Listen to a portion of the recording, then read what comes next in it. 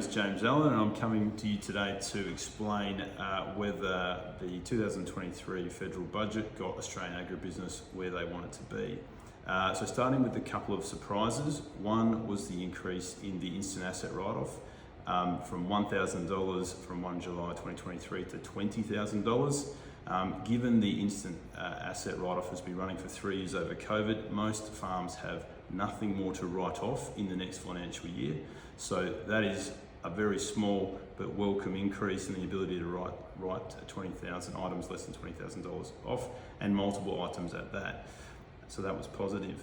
There have also been increases in biosecurity spending over the next 3 to 4 years.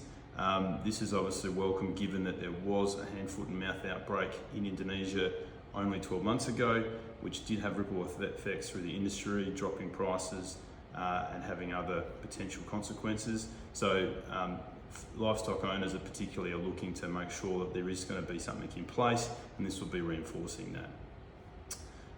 There's a few warnings and issues that have also perhaps been raised through this budget. One of the more curious things is that it perhaps is a little bit too stimulatory. There's quite a lot of money, about 20 billion plus, going back into the economy. The issue for Australian agribusiness at the moment is that interest rates are already at 5 to 6%, and already in most sectors, the interest cost on top of the land cost is actually making it uneconomic on a per acre or per hectare basis to buy and operate that land profitably. So this will likely increase those costs and make it harder for farmers to continue to acquire land and for families to grow and go through succession. So this will be a factor going forward.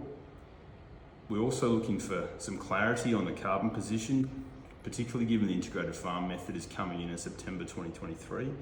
There wasn't a lot of that in the budget. There was about 450 million put aside to help major emitters through the safeguard mechanism. Those emitters will be looking for credits, and one of the key places they're going to find those credits is from Australian agribusinesses. So it would have been good to see some more clarity there around how or what that might look like, but also just to continue to educate farmers on what this means and how it might impact their businesses. So we're still waiting to see more on that. The shutting down of live exports and the funding in the review of that process is also going to cause some angst among livestock producers. The main reason is because only recently that was shut down, and there is currently a court case underway to remediate those who lost substantial sums of money while that happened. So that will cause distress among some of the livestock producers as to what will be the outcome of that inquiry.